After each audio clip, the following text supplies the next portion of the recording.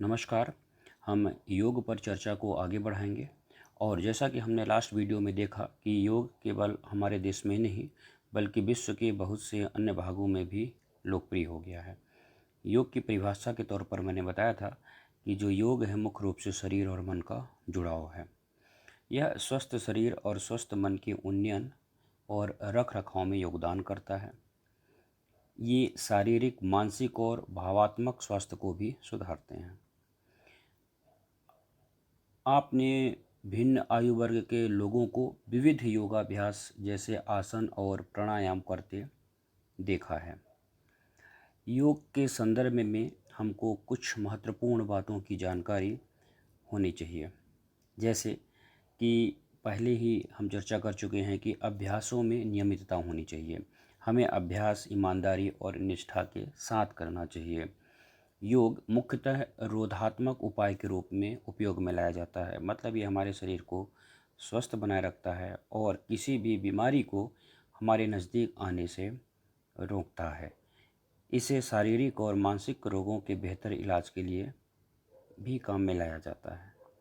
इसलिए हमें चमत्कारों की अपेक्षा नहीं करनी चाहिए और धैर्य के साथ योगाभ्यास प्रतिदिन नियमित रूप से करना चाहिए। अब यह भी है कि अगर किसी कारणवश योगाभ्यास बंद हो जाता है तो हमें प्रारंभिक अभ्यासों से पुनः शुरू करना चाहिए और धीरे धीरे आगे बढ़ना चाहिए।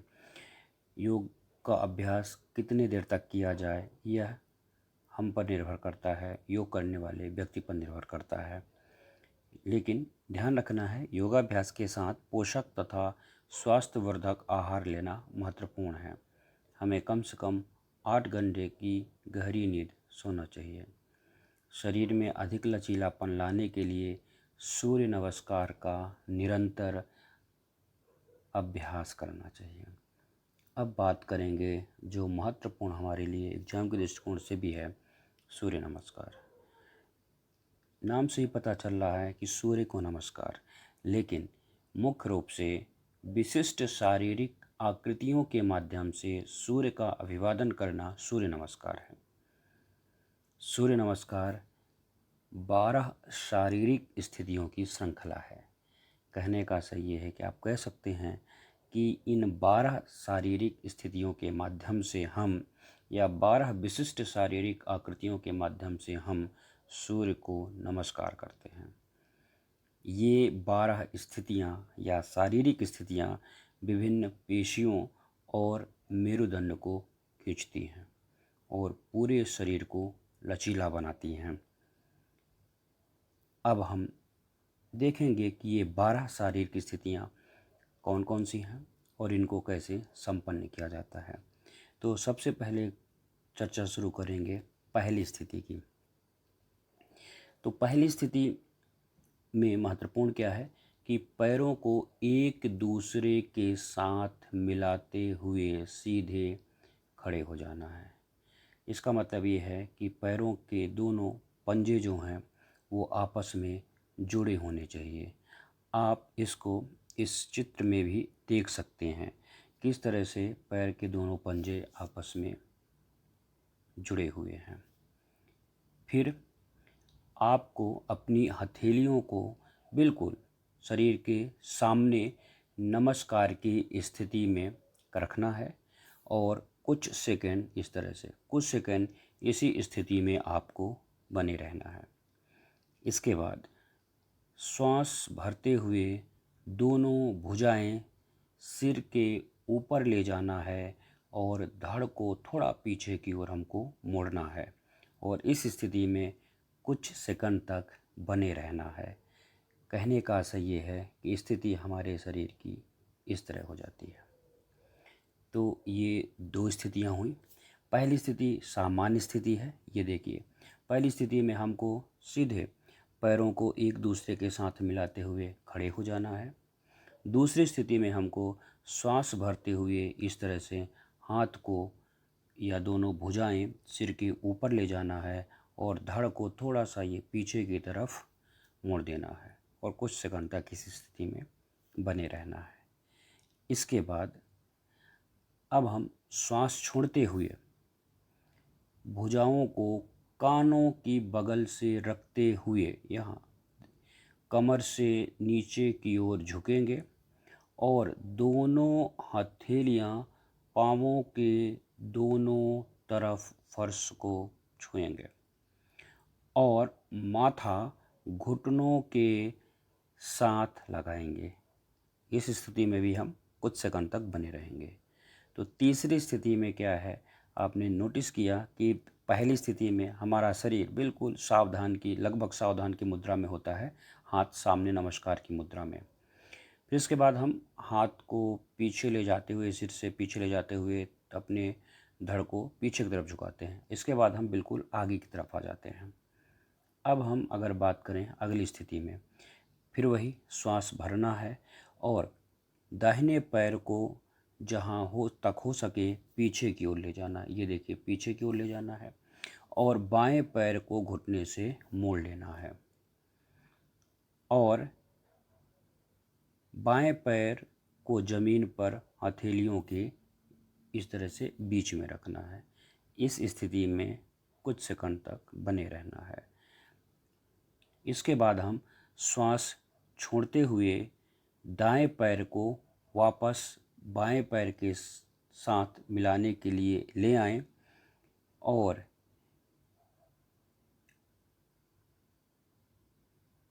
नितंब को ऊपर उठाते हुए, आप इसको चित्र में देखिए, ये इमेज में देख सकते हैं, नितंब को ऊपर उठाते हुए ये हमको अपना जो भुजा है उसको बिल्कुल नीचे की तरफ लाना होगा और सिर को नीचे भुजाओं के बिल्कुल बीचों बीच रखना होगा और हमारा शरीर जो है फर्श के साथ एक त्रिकोण के रूप ले ले और जो हमारी एड़ियाँ हैं वो ज़मीन पर समतल के रूप में रहें या फिर एड़ियाँ बिल्कुल सीधी रहें। इस सेकंड में हम कुछ समय तक बने रहें। पांचवी स्थिति को आप देख सकेंगे इस इमेज में, तो आपको अंदाज़ा लग जाएगा कि पांचवी स्थिति क्या है। अगली स्थिति की अगर हम बात करें, नंबर 6, इसमें सामान्य श्वसन, सामान्य रूप से सांस लेना है और धीरे धीरे घुटने, छाती और थोड़ी से फर्श को छूना है। ये देखिए, घुटने से हमने स्पर्श किया, फिर छाती से स्पर्श किया और यहाँ से थोड़ी से स्पर्श किया। ये फिर पैर के अंगूठे, ये बिल्कुल देखिए एड़ी ऊपर की तरफ है, अंगूठा ज़मीन को स्पर्श कर रहा है। और अब हम क्या करेंगे, धीरे धीरे अपने नितंब को ऊपर उठाने का प्रयास करेंगे इस तरह से, और इस स्थिति में भी हम कुछ सेकंड तक बने रहेंगे। तो अब आप इस स्थिति को ध्यान से देखिए, अंदाज़ा लग जाएगा कि इस स्थिति में हमको क्या करना होगा। कुछ हिस्से ज़मीन को स्पर्श करते हैं और कुछ हिस्से ज़मीन से ऊपर होते हैं। अगली स्थिति में फिर वही छाती को आगे ले जाते हुए बिल्कुल आप ये समझ जाइए कि जैसे हम कहते हैं पेट के बल लेट जाना। हम लेट जाएंगे और आप देखिए हमारे पंजे इस तरह से होने चाहिए ये। फिर इसके बाद हम दोनों हाथ सामने की ओर करेंगे और सिर पीछे की तरफ ले जाएंगे। ये देख पा रहे होंगे, धड़ को ऊपर उठाते हुए सिर को पीछे ले जाएंगे और जब धड़ को उठाते समय हम पीछे ले जाएंगे तो श्वास अंदर की ओर भरेंगे और इस स्थिति में हम कुछ सेकंड तक बने रहेंगे। फिर हम श्वास छोड़ते हुए हथेलियों को समतल रखते हुए धड़ को नीचे ले जाएंगे, फर्श पर दोनों पैर समतल रखेंगे और फिर हम अपने नितंब को ऊपर उठाएंगे और सिर को भुजाओं के मध्य नीचे ले जाएंगे और कुछ सेकंड तक इस स्थिति में बने रहेंगे।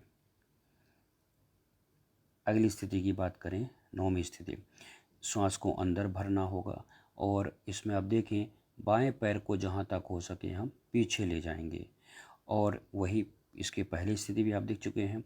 दाहिने पैर को घुटने से मोड़ लेंगे, उसको दोनों हथेलियों के बीच रखेंगे और इस स्थिति में हम कुछ समय तक बने रहेंगे। अब इसके बाद हम श्वास छोड़ते हुए पीछे वाले बाएं पैर को आगे लाएंगे, दोनों पैरों को मिला देंगे और घुटने सीधे रखते हुए आगे की तरफ झुकेंगे। सिर को घुटने के पास लाएंगे, ये देखिए, और हथेलियां पैरों के दोनों ओर फर्श पर रखेंगे और इस स्थिति में कुछ सेकंड तक बने रहेंगे। फिर श्वास भरते हुए दोनों हाथों और धड़ को धीरे धीरे ऊपर उठाएंगे। तनी हुई भुजाओं के साथ धड़ को पीछे की ओर मोड़ेंगे और इस स्थिति में कुछ समय तक बने रहेंगे और फिर श्वास छोड़ते हुए सीधी अवस्था में हम आ जाएंगे और वही दोनों हाथ नमस्कार की मुद्रा में शरीर के सामने होंगे और शरीर को सामान्य रखते हुए हम कुछ सेकंड तक बने रहेंगे। इन 12 स्थितियों को अगर आप ध्यान से देखें, एक बार आप फिर से देखिएगा। अब जैसे पहली स्थिति है, सामान्य रूप से जो कह लीजिए कि हम प्रार्थना की स्थिति में होते हैं, वो स्थिति हो गई। ये दूसरी स्थिति में हमारा शरीर जो है, धड़ जो है, सिर जो है पीछे की ओर जा रहा है। दो स्थितियों को आपने ध्यान से देखा। अब आप तीसरी स्थिति को देखिए। ये तीसरी स्थिति, ये चौथी स्थिति। इसके बाद आप देखिए ये पांचवी स्थिति हो गई। अब आप देखिए ये छठी स्थिति। फिर इसके बाद ये सातवीं स्थिति।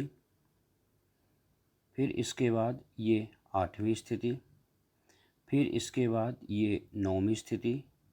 फिर इसके बाद ये 10वीं स्थिति, ये 10वीं स्थिति, ये देखिएगा,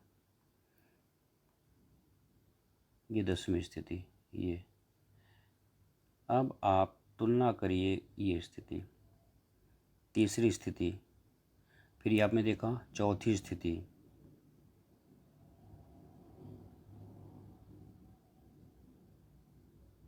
ये देखिए 9वीं स्थिति, 10वीं स्थिति, पुनरावृत्ति हो रही। अब हम पहले की अवस्था में वापस लौट रहे हैं। ये स्थिति आपको याद होगा, ये दूसरी स्थिति थी जो 11वीं सेकंड लास्ट है, और जो पहली स्थिति थी वही अंतिम स्थिति है। तो इस तरह से हम जहाँ से शुरू करते हैं हम वापस वहीं पर आ जाते हैं और इस तरह से सूर्य नमस्कार जो है 12 विशिष्ट शारीरिक स्थितियों या आकृतियों का एक पूरा श्रृंखला है जिसके माध्यम से सूर्य का अभिवादन किया जाता है। इसीलिए हम इसको सूर्य नमस्कार कहते हैं। कुछ समय पूर्व मध्य प्रदेश सरकार ने सूर्य नमस्कार स्कूलों में अनिवार्य किया हुआ था। 12 जनवरी को सूर्य नमस्कार का सरकार ने ये प्रावधान रखा था और इसमें अब ये भी ध्यान रखना होगा कि जब हम सूर्य नमस्कार कर रहे हों तो क्या ध्यान रखें, मतलब हमको क्या करना चाहिए और क्या नहीं करना चाहिए। करना क्या चाहिए, शरीर की गतियों के साथ श्वसन में को समक्रमित रखें, मतलब जहाँ पे ये बताया गया है कि कब श्वास अंदर लेना है तो अंदर लेना है, जब बाहर छोड़ना है तो बाहर छोड़ना है। फिर ऊपर की ओर झुकते समय ध्यान रखना है कि जब भी हम ऊपर की ओर झुकें तो श्वास भीतर लें और जब आगे की ओर झुकें तो श्वास को छोड़ दें। फिर उतना ही करना है सूर्य नमस्कार का अभ्यास जितना कि हमारी क्षमता हो। अब देखना है इससे लाभ क्या है। इससे लाभ है कि यह शक्ति, सामर्थ्य और लचक को बढ़ाने में सहायक मदद करता है। यह एकाग्रता में सुधार करता है। यह वसा की अधिक मात्रा को कम करता है, शरीर को ऊर्जा देता है। यह बढ़ते हुए बच्चे की लंबाई बढ़ाने में मदद करता है, उनके शरीर को चुस्त बनाता है। यह शरीर को वार्म अप करता है, पूरे शरीर में रक्त संचार को बेहतर बनाता है, पूरे शरीर को लचीला बनाता है। इसकी एक सीमा भी है कि जिन्हें रीढ़ की हड्डी में चोट लगी हो उन्हें सूर्य नमस्कार का अभ्यास नहीं करना चाहिए। तो इस तरह से हमने सूर्य नमस्कार के बारे में